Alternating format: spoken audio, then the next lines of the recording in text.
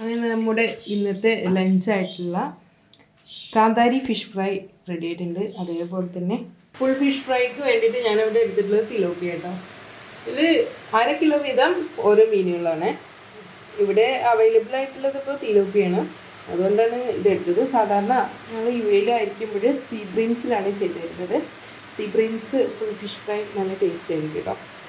എന്നാലും ഇനി ഇതിനെ ക്ലീൻ ചെയ്തതിന് ശേഷം നമുക്ക് മാരിനേറ്റ് ചെയ്തെടുക്കാം. മാരിനേറ്റ് ചെയ്യുന്നതിന് വേണ്ടിയിട്ട് ഇവിടെ ഞാൻ കുറച്ച് സ്പൈസസ് എടുത്തിട്ടുണ്ട് കേട്ടോ. കുരുമുളകാണ് 1 ടേബിൾ സ്പൂൺ, പിന്നെ പെരിഞ്ജീരകം എടുത്തിട്ടുണ്ട് 1 ടീസ്പൂൺ, അല്ലെങ്കിൽ അതിൻ്റെ താഴെ മതി. പിന്നെ ഒരു 10ഓളം വെളുത്തുള്ളി എടുത്തിട്ടുണ്ട്. അതുപോലെ തന്നെ 1 ഇഞ്ചിലേറെ നീളമുള്ള ഇഞ്ചിയുടെ പീസ് എടുത്തിട്ടുണ്ട്.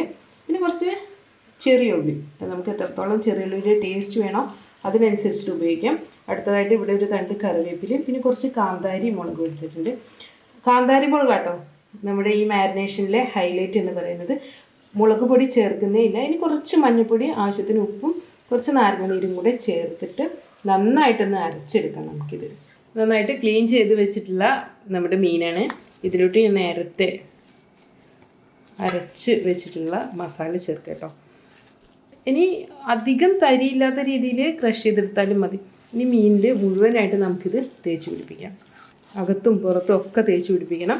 ഇങ്ങനെ മാരിനേറ്റ് ചെയ്ത് വെച്ചിട്ടുള്ള ഈ മീനിനെ കുറഞ്ഞത് 1 മണിക്കൂറല്ലേ വെക്കണം കേട്ടോ. എത്രത്തോളം ടൈം നമ്മളിത് മാരിനേറ്റ് ചെയ്ത് വെക്കുന്നോ അത്രത്തോളം ടേസ്റ്റ് ആയിരിക്കും. മീനിൻ്റെ അകത്തും പുറത്തും തലയുടെ അകത്തും ഒക്കെ നമ്മുടെ ഈ മസാല നമുക്ക് തേച്ച് പിടിപ്പിക്കാം. ഞാനിത് നേരത്തെ റെഡിയാക്കി വയ്ക്കും. പിന്നെ കഴിക്കുന്നതിൻ്റെ കുറച്ച് മുന്നേ ആയിട്ടേ ഉള്ളൂ ഫിഷ് ഫ്രൈ ചെയ്തെടുക്കുക. അപ്പോൾ ആ ഒരു ചൂടോടുകൂടെ നല്ല ടേസ്റ്റും ആയിരിക്കും. മസാലയൊക്കെ നന്നായിട്ട് പിടിച്ചിട്ടുണ്ടാവും. ഇനിയിപ്പോൾ ഇതിൽ ഞാൻ നാരങ്ങനീര് ചേർക്കുന്നത് പറഞ്ഞല്ലോ. ഇനി നാരങ്ങനീരില്ലെങ്കിൽ 1 ടീസ്പൂൺ വിനാഗിരി ചേർത്ത് കൊടുത്താലും മതി കേട്ടോ. മീനിന് ഞാനിവിടെ വരഞ്ഞ് വെച്ചിട്ടുണ്ട്. അപ്പോൾ ഇവിടെ ഒന്ന് വിടർത്തി വെച്ചിട്ട് ഇതിൽ മസാല തേച്ച് പിടിപ്പിക്കാം. അപ്പോൾ നമ്മുടെ ഈ ഗ്യാപ്പിലൊക്കെ മസാല കയറും കേട്ടോ. അപ്പോൾ അത് ഫ്രൈ ചെയ്ത് വരുമ്പോൾ നല്ല ടേസ്റ്റും ആയിരിക്കും. ഇനി നമ്മുടെ മീൻ ഇങ്ങനെ ഇരിക്കട്ടെ, നല്ല ടേസ്റ്റ് കൂടട്ടെ. ഇന്നത്തെ നമ്മുടെ ഫിഷ് ഫ്രൈ ഞാൻ ഉണ്ടാക്കുന്നത് അടുപ്പിലാണ്. അപ്പോൾ ഞാനൊരു പാൻ വെച്ചിട്ടുണ്ട്. അതിലോട്ട് വെളിച്ചെണ്ണയാണ് ഒഴിക്കുന്നത്. നമ്മൾ വെളിച്ചെണ്ണ നന്നായിട്ട് ചൂടായി വരട്ടെ. ഇത് ഞാൻ കുറച്ച് കറിവേപ്പില കൂടെ സ്പ്രെഡ് ചെയ്ത് കഴിച്ചു പാനിൽ. നല്ലൊരു ഫ്ലേവർ കിട്ടും. നമ്മൾ ഓൾറെഡി കറിവേപ്പില ചേർത്തിട്ടുണ്ട് ഫിഷ് മാരിനേറ്റ് ചെയ്യുമ്പോഴും. ഫ്രൈ ചെയ്യുമ്പോഴും കൂടെ ചേർത്താൽ ഒന്നും കൂടി ഒരു ഫ്ലേവർ ഉണ്ടായിരിക്കും.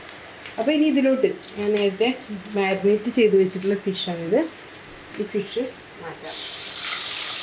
ഒരുപാട് എണ്ണയിലല്ല ഫ്രൈ ചെയ്തെടുക്കുന്നത്. ഇനി എണ്ണ വേണമെന്ന് തോന്നുകയാണെങ്കിൽ അപ്പോൾ കുറച്ചായിട്ട് ആവശ്യത്തിന് ഒഴിച്ചു കൊടുക്കാം.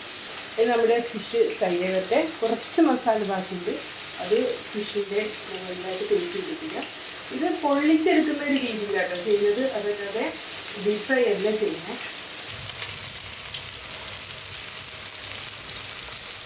നമ്മുടെ ഫിഷ് നന്നായിട്ട് ഫ്രൈ ചെയ്ത് വന്ന സ്മെല്ല് വരുന്നത് കിട്ടും. അപ്പോൾ ഞാനിതൊന്ന് തിരിച്ചിടണം. ശ്രദ്ധിച്ചിട്ട് ഒന്ന് തിരിച്ചിടണം കേട്ടോ. ഉണ്ടോ, നന്നായിട്ട് തന്നെ ഒരു സൈഡ് ഫ്രൈ ആയി വന്നിട്ടുണ്ട്. നമുക്ക് ഈ ഫിഷ് കൂടെ തിരിച്ചിടാം.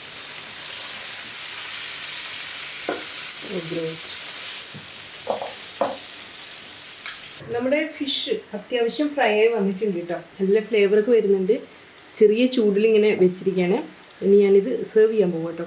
ഇനി ഇത് സെർവ് ചെയ്യാൻ വേണ്ടിയിട്ട് നമ്മൾ വേറെ പ്ലേറ്റിലോട്ട് മാറ്റൊന്നും വേണ്ട. ഈ പാൻ, ഈ തവ ഡയറക്റ്റ് ടേബിളിൻ്റെ മുകളിലോട്ട് കൊണ്ടുപോകാം. ഇത് വഴുതനങ്ങ മെഴുക്ക് പുരട്ടിയാണ്.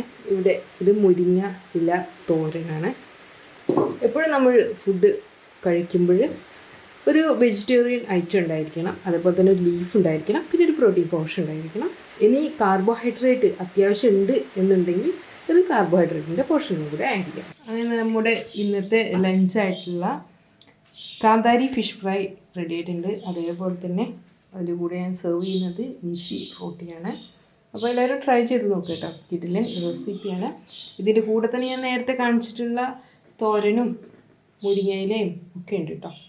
വീണ്ടും നല്ല അടിപൊളി റെസിപ്പികളുമായിട്ട് നമുക്ക് കാണാം. Thanks for watching. Thank you.